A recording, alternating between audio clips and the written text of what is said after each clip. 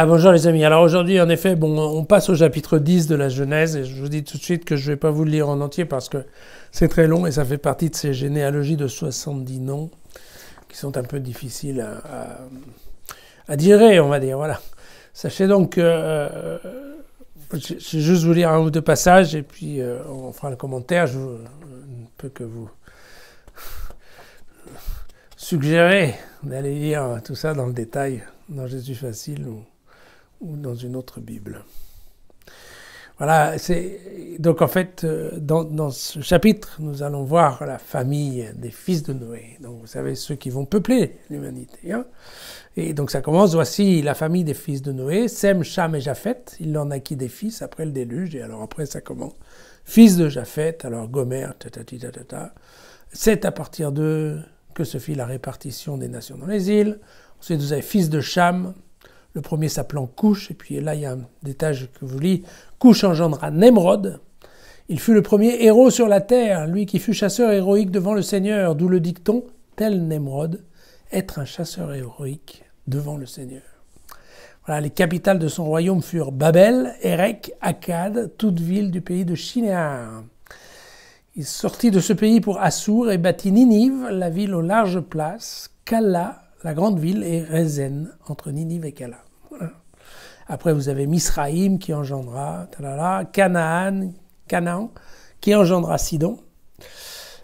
Et puis nous avons ensuite, tels furent les fils de Cham, selon leur clan et leur langue, groupés en pays et en nations. Voilà.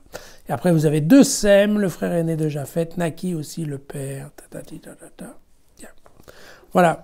Et puis, tels furent les fils de Sem, selon leur clan et leur langue. Selon leur clan et leur langue, groupés en pays selon leur nation. Voilà. Tels furent les clans des fils de Noé selon leur famille groupée en nations. C'est à partir d'eux que se fit la répartition des nations sur la terre après le déluge. Voilà. Alors, qu'est-ce qu'il y a dans ce texte à part les 70 noms ? C'est assez simple en fait. Il y a une division géographique qui se fait entre les trois frères.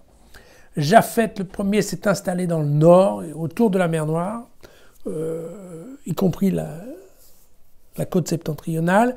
Et puis, il est aussi dans les îles de la Méditerranée, dont on parla la Grèce. Et puis, vous avez Cham, dont le nom veut dire en fait chaud. Donc, lui, évidemment, il a pris globalement les pays chauds, donc l'Afrique, les pays arabes. Et puis, Canaan, pourquoi ? Parce que Canaan, à l'époque, dépendait de l'Égypte. Et donc, comme il était sur l'Égypte, c'est lui qui a récupéré Canaan. Et puis, le troisième, Sem. Sem, il a pris le nord et l'est de la Mésopotamie, donc ainsi que toute l'Anatolie, donc vous voyez toute la partie centrale de la Turquie aujourd'hui. Et donc une zone qui à peu près correspondait à l'Empire perse, aux alentours de l'année moins 550. Donc voilà, une carte des débuts de l'humanité. Voilà, il y a un nom qui ressort, c'est celui de Nemrod, qui est un chasseur héroïque devant Dieu. C'est un nom que nous allons retrouver ensuite. C'est un nom qui est assez inspiré de l'épopée de Marduk, qu'on a déjà lu, une fameuse épopée babylonienne. Donc il faut savoir qu'en effet, ce fameux Nemrod va être le premier roi de la Babylonie.